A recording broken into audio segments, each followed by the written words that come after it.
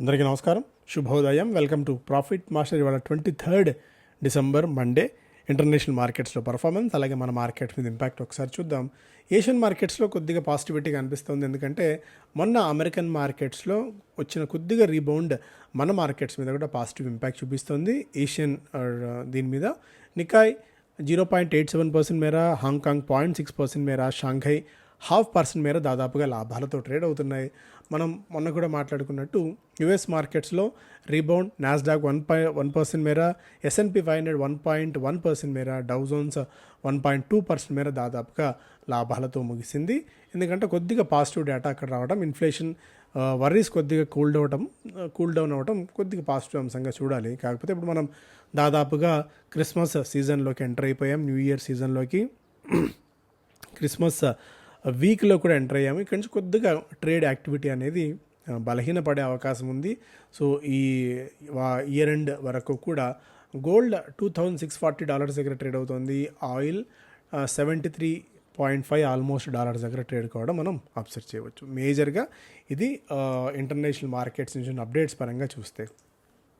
Stocks పరంగా as of no international markets నుంచి దీన్ని చూస్తే మనకి మార్కెట్స్ బాగా ఓవర్ సోల్డ్ జోన్లో దాదాపు 4.5% మేర వారంలోనే నష్టపోయి దాదాపు 2.5 సంవత్సరాల్లో అత్యంత దరిద్రపుగొట్టు వారంగా గత వారాన్ని మనం చెప్పుకోవచ్చు. అయితే అంత పతనం తర్వాత మేబీ కొద్దిగా రీబౌండ్ అయ్యే ఛాన్సెస్ కనిపిస్తున్నాయి. దానికి తగ్గట్టు యూఎస్ మార్కెట్స్ నుంచి వచ్చిన పాజిటివ్ సంకేతాలకు కూడా ప్రారంభంలో కొద్దిగా నిఫ్టీని పైకి తీసుకెళ్లే అవకాశం ఉంది. కాకపోతే తర్వాత పరిణామాలు ఎలా ఉంటాయి, మిడ్ సెషన్ తర్వాత ఎలాంటి చేంజెస్ ఉంటాయన్నది మనం కొద్దిగా కీన్గా అబ్జర్వ్ చేయాలి. ఎందుకంటే సో యూఎస్ మార్కెట్స్ ఒక్కటే పెట్టుకొని రోజంతా కూడా మార్కెట్కి పాజిటివ్గా ఉంటుందని అనుకోవడానికి కూడా లేదు, అలానే నష్టపోతుందని చెప్పడానికి కూడా లేదు. బట్ అందువల్ల లార్జ్ అంటే భారీ ట్రేడ్ పొజిషన్స్ తీసుకునే ముందు కొద్దిగా అప్రమత్తంగా ఉండడం మంచిది. ఎందుకంటే మనకి ట్రంకేటెడ్ వీక్లో కూడా ఉన్నాం, కొద్దిగా యాక్టివిటీ కూడా బలహీనంగానే ఉంటుంది ఈ ఇయర్ ఎండ్లో. స్టాక్స్ పరంగా చూస్తేనేమో జొమాటో సెన్సెక్స్ 30లోకి చేరింది. ఈ న్యూ ఏజ్ కంపెనీలో ఫస్ట్ కంపెనీ ఇది సెన్సెక్స్ 30లోకి చేరడం అనేది.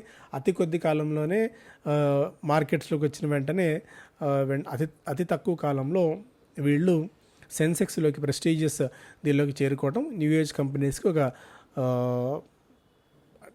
ఓల్డ్ ఏజ్ కంపెనీస్కి న్యూ ఏజ్ కంపెనీస్లో న్యూ ఏజ్ కంపెనీస్ ఫాస్టర్ గ్రోత్ని అద్దం పడుతోంది. రిలయన్స్ ఇండస్ట్రీస్ చెందిన సబ్సిడరీ సంస్థ Reliance Digital definitive agreement Health Alliance గ్రూప్తో ఒప్పందం కుదుర్చుకొని వాళ్ళతో 45% ఆ కంపెనీ నుంచి వాటా తీసుకుంది. NTPC Green signed a memorandum of understanding with government of Bihar. Renewable ఎనర్జీని ఆ రాష్ట్రంలో ప్రమోట్ చేయడానికి ఎన్టీపీసీ గ్రీన్ బీహార్ ప్రభుత్వంతో ఒప్పందం కుదుర్చుకుంది.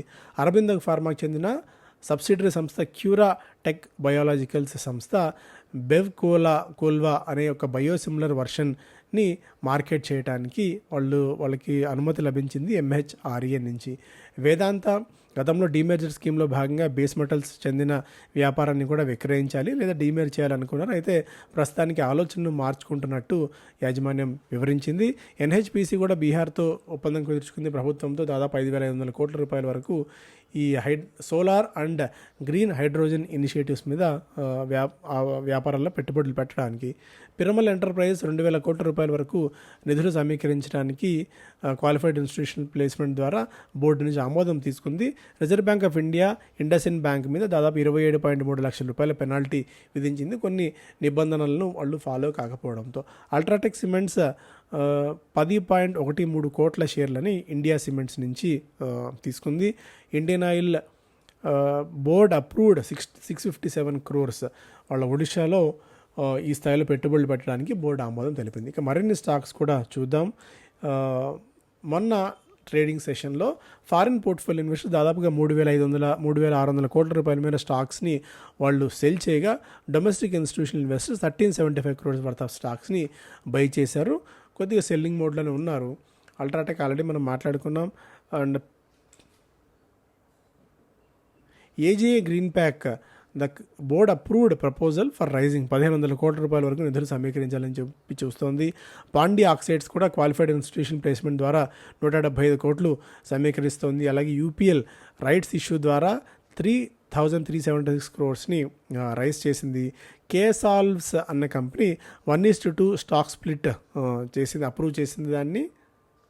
ఎస్ఆర్ఎం కాంట్రాక్టర్స్కి 105 కోట్ల రూపాయల మేర ఆర్డర్స్ వచ్చాయి NHAI నుంచి.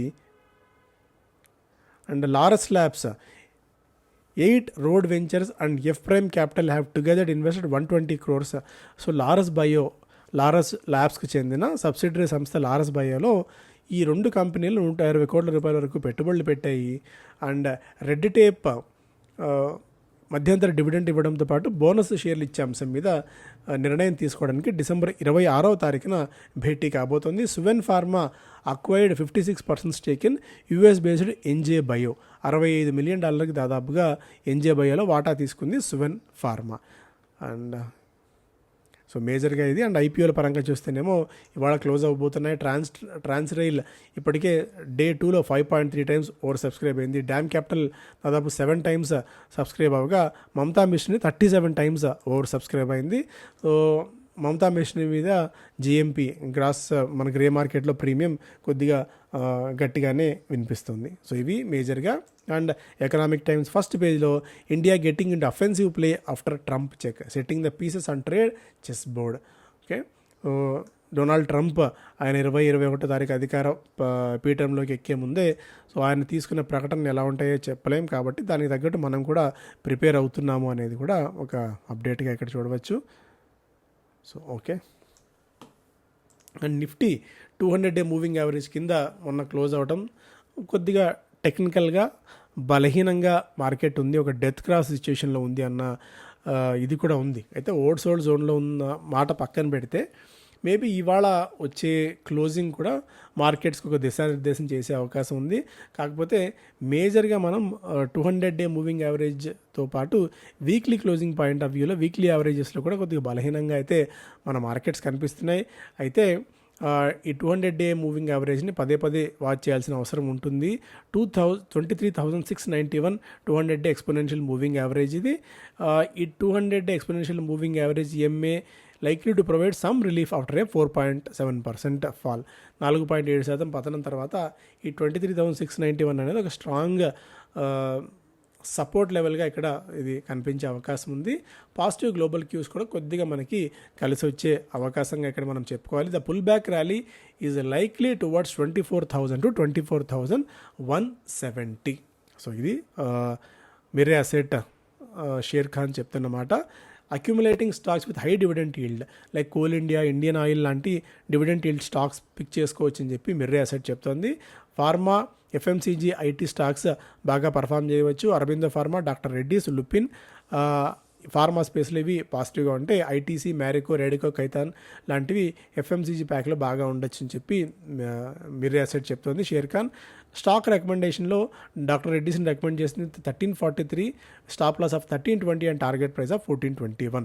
ICICI 19.2 దగ్గర కొనుగోలు చేసి 1965 స్టాప్ లాస్, 1965 దాకా టార్గెట్ ప్రైస్ ఎక్స్పెక్ట్ చేయవచ్చు విత్ 1860 స్టాప్ లాస్. సో అలాగే ఏంజిల్ 1 ఈ స్టాక్స్ని రికమెండ్ చేస్తుంది. కేర్ రేటింగ్స్ వాటిని అండ్ అల్ట్రాటెక్ లాంటి వాటిని కొద్దిగా పాస్ చేసుకొని మనం చదువుకోవచ్చు. ఇంకా కొద్దిగా డీటెయిల్డ్గా దీని గురించి తెలుసుకోవాలి అంటే ఇక ఎస్ సెక్యూరిటీస్ ఏమో టెక్స్టైల్స్ మీద కొద్దిగా దృష్టి పెట్టింది, ఎందుకంటే రూపీ పతనం అవ్వడం అనేది టెక్స్టైల్ కంపెనీస్కి కలిసి వచ్చే అంశం. KPR లాంటి వాటిలో 8 to 10% దాకా అప్సైడ్ పొటెన్షియల్ ఉంటుంది. అలాగే కేఫిన్లో కూడా అంటే కార్విఫిన్లో కూడా 8 to 10% దాకా అప్సైడ్ పొటెన్షియల్ ఉంటుందని చెప్పి ఎస్ సెక్యూరిటీస్ అంచనా కడుతుంది. సో ఇవి దీని పరంగా. అలాగే నిఫ్టీస్ జంగా స్టాక్ షేక్స్ 22,000 లెవెల్స్కు టాప్ లిట్. ఇక్కడ మరి కొద్దిగా 50 వీక్లీ మూవింగ్ యావరేజ్ చూస్తే మేబీ ఇంకా పతనం మనం గట్టిగా ఎక్స్పెక్ట్ చేయవచ్చు అని చెప్పి మరికొంతమంది టెక్నికల్ ఎక్స్పర్ట్స్ ఆలోచన. అంటే ఎవరిదైనా సరే బుల్స్ అండ్ బేర్స్, బుల్స్ ఎప్పుడు పెరగాలని చూస్తారు, బేర్స్ ఎప్పుడు పడాలి, మార్కెట్స్ని పడగొట్టాలని చెప్పి చూస్తూ ఉంటారు. సో టెక్నికల్గా 22,000 లెవెల్స్ దాకా కూడా పడే ప్రమాదం ఉంది. A level not breached since 2023 50 weekly moving average after 200 DMA fall on Friday. So ఇవాళ రికవరీ అయ్యి కొద్దిగా పటిష్టంగా క్లోజ్ అవుతే టెక్నికల్గా మేబీ కొద్దిగా అప్సైడ్ మనం ఎక్స్పెక్ట్ చేయవచ్చు. కాకపోతే బలహీనత ఇలాగే కొనసాగితే మాత్రం మేబీ ఈ లెవెల్స్ని కనుక దిగిందంటే మార్కెట్స్లో మరింత పానిక్నెస్ వచ్చే అవకాశం మనం కొట్టిపారేయలేం. More than half of Nifty 500 stocks now in down trade. ఇక్కడ దాదాపుగా Reliance industries 200-day moving average కంటే 16% కింద ఉంది. ఇయర్లో ఇప్పటిదాకా రిటర్న్స్, డిసెంబర్లో ఇప్పటిదాకా రిటర్న్స్ దాదాపు -7% ఉంది. అప్సైడ్ పొటెన్షియల్ ఇది పక్కన పెడితే ఇప్పటిదాకా మెజారిటీ 200-day మూవింగ్ యావరేజ్ కంటే ఎల్ఐసి దాదాపు 10% and Titan -3%, ONGC -16%, Maruti Suzuki కూడా -10% దాకా మూవింగ్ యావరేజ్ కింద ట్రేడ్ అవుతున్నాయి. అంటే కొద్దిగా మెజారిటీ ఉంది అని చెప్పి మనం అనుకోవాలి. ఇక silver screen losing shine for Bollywood. ఇక ఈసారి హిందీ ఫిల్మ్స్ మేజర్గా 25% మాత్రమే గ్రాస్ మాపప్ చేయగలిగాయి. ఓటీటీలో పటిష్టమైన సినిమాలు రావడం, ఓటీటీలో మనం ఊహించిన దానికంటే మెరుగైన కంటెంట్ వస్తుండడం వల్ల ఇక ఈ సిల్వర్ స్క్రీన్ దాదాపుగా ఛామ్ లూజ్ అయిపోతుందా అన్న ఒక ఇది కనిపిస్తుంది. హిందీ డైరెక్టర్స్ కూడా కొత్త సినిమాలు, కొత్త స్క్రిప్ట్స్ తీయడానికి ఏమాత్రం ధైర్యం చేయట్లేదు. అలాగే ప్రైవేట్ ఫైనాన్సింగ్ కూడా చాలా ఖరీదు అయిపోయిందన్న ఇది మనకి ఇక్కడ కనిపిస్తుంది. అందువల్ల భారీ ఎత్తున ఈ పీవీఆర్ కానీ ఐనాక్స్ లాంటివి అద్భుతాలు చేసే అవకాశాలు ఉన్నాయి. ఇప్పటికిప్పుడు అనుకోవడం మాత్రం కొద్దిగా కష్టమే అనిపిస్తుంది. India Japan set to finalise bullet train design. ఇదొకటి, బుల్లెట్ ట్రైన్ డిజైన్ చేయబోతున్నారు. మన ఇక్కడి వాతావరణానికి, ఇక్కడి రోడ్ పరిస్థితులకు తగ్గట్టు బీఈఎంఎల్ కంపెనీ పార్ట్నర్ చేయబోతోంది. సో బీఈఎంఎల్కి ఈ కాంట్రాక్ట్స్ మరింత ఊతం ఇచ్చే అవకాశం అయితే ఉంది. Car companies may hit road to robust sales next year. So వచ్చే సంవత్సరం కార్ కంపెనీస్ మెరుగైన సేల్స్ని అయితే ఎక్స్పెక్ట్ చేస్తున్నాయి. బిజినెస్ స్టాండర్డ్ ఫస్ట్ పేజ్లో CGST act set to see key amendments in budget session. ఇక 2026లో అమ్ముడయ్యే ప్రతి 5 స్కూటర్లో 1 స్కూటర్ ఎలక్ట్రిక్ ఉండబోతుంది అన్నట్టుగా కూడా ఒక అప్డేట్గా ఇక్కడ మనం చూడాలి. అలాగే capital's great take off soaring to Washington's డాలర్స్కి. మొన్నటి ట్రేడింగ్ ఆర్ఎల్స్ గత వారం అంతా కూడా ఫ్లైట్ ఆఫ్ క్యాపిటల్ యూఎస్కి ఎస్పెషల్లీ వెళ్ళింది. ఈఎంస్ అంటే ఎమర్జింగ్ మార్కెట్స్ లిక్విడిటీ ట్రాకర్ చేసే ఎలారా క్యాపిటల్ అంచనాల ప్రకారం భారీ అవుట్ఫ్లో జరిగింది గత వారం అంతా కూడా. ఆ ఫ్లైట్ ఆఫ్ క్యాపిటల్ యూఎస్కి ఎక్కువగా వెళ్ళింది అనేది వీళ్ళు చెప్తున్నమాట.